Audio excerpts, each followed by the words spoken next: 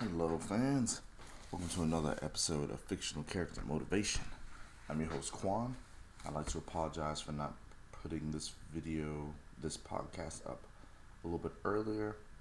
I got pretty much caught up, a little bit of lack of sleep also, which is why I'm probably this week going to try to do four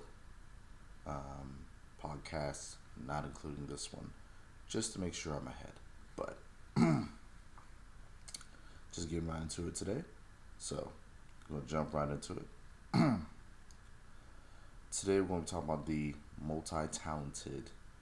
how to be multi-talented like Hannibal.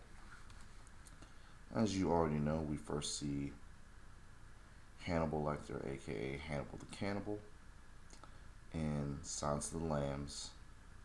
Came out in 1991, and then spawned a sequel, Hannibal.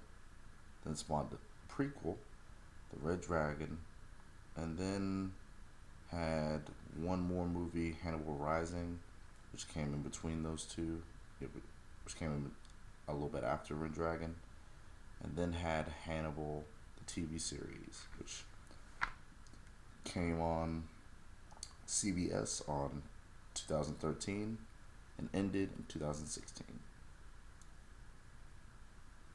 Hannibal the Cannibal, Hannibal Lecter, is a psychiatrist and forensic psychiatrist, talented chef, surgeon, and of course a brilliant serial killer.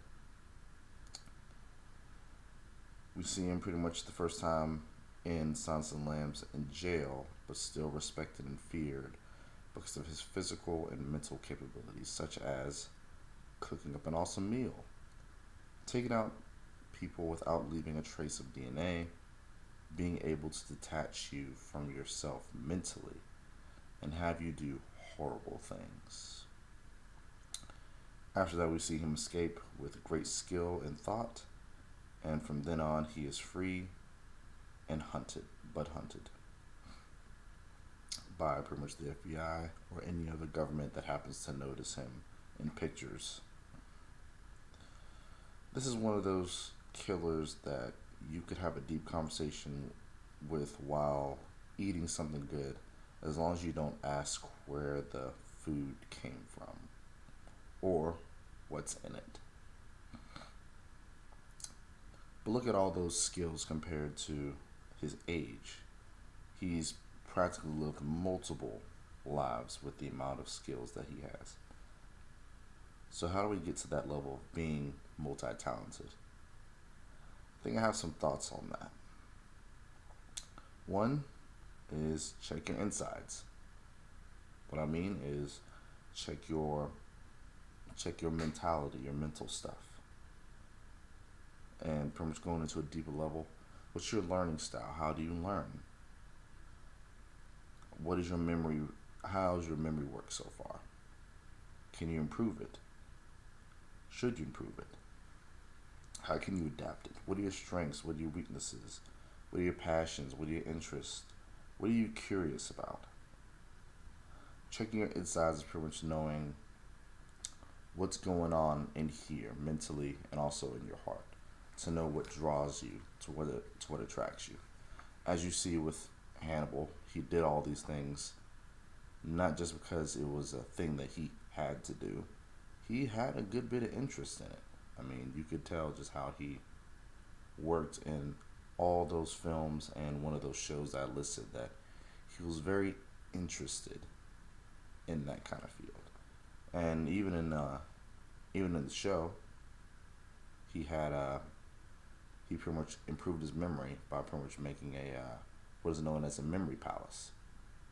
But his memory palace was unique. It was either his place to where he dealt with clients, or it was a place in Italy to where he just have certain things mean other certain things to stack up on stuff, and that's basically the gist of a memory palace.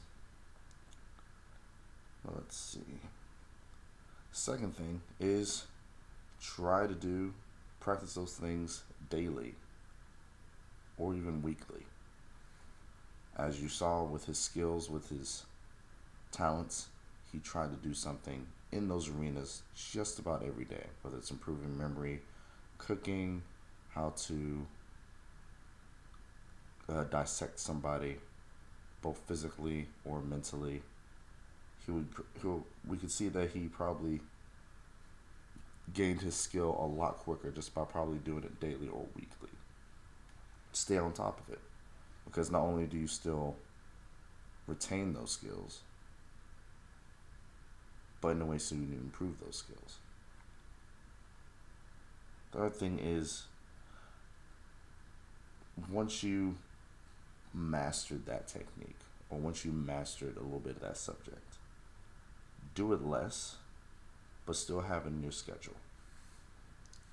He didn't, once you get to a certain point to where you've mastered it down, once you got it down, I think you don't have to do it daily, but I still think you have to do it weekly, or at the very least, a few times a month. Because as usual, keeping your skill retention, being able to still do that thing, even though you haven't really done it intensely for a while, it still helps. I actually do this with screenwriting. Right now, I'm still doing it, doing screenwriting daily, but back then I used to do it just about every kind of week, and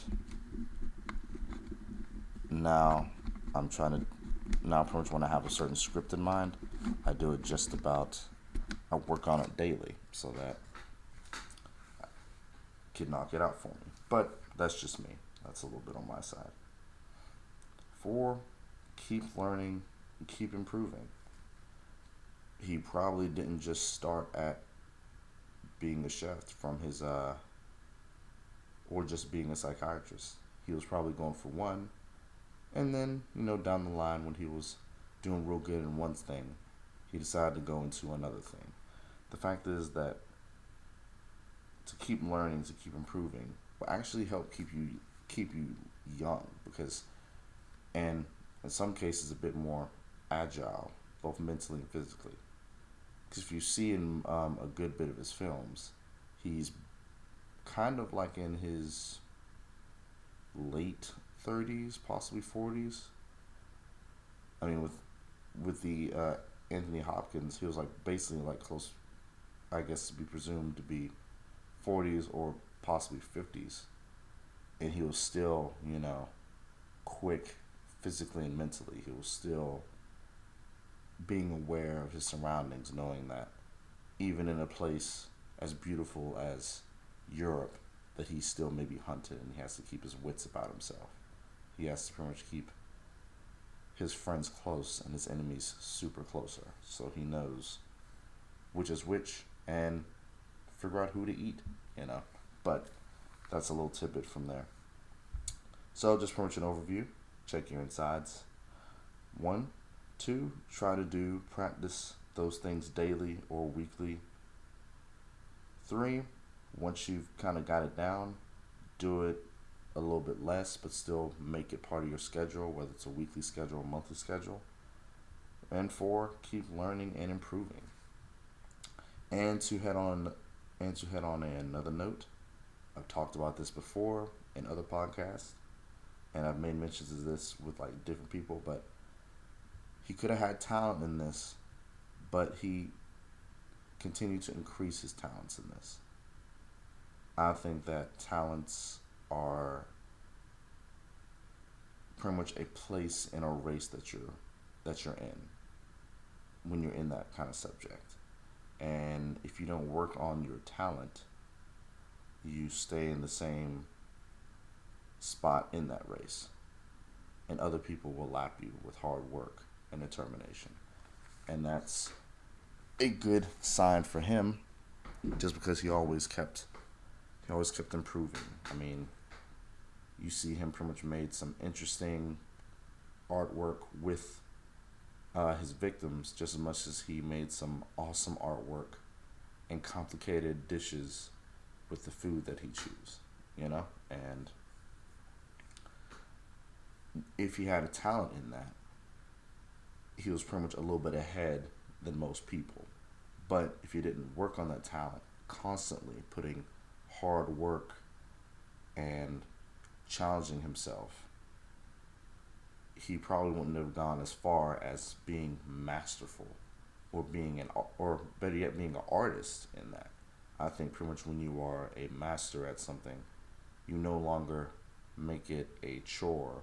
You almost make it an art of just like doing this here, or making this here, or writing this here, or even managing people. I mean, I think there's probably a couple people that have got down management so well that they now make it an art, and I think that's the mission that we should all aim for. Is that whatever we're aiming for, one of the subjects we're passionate about, we transfer it from being something that we're passionate about to we do it so well that it is like art. Like it is both beautiful and complicated to do, and also awesome to watch.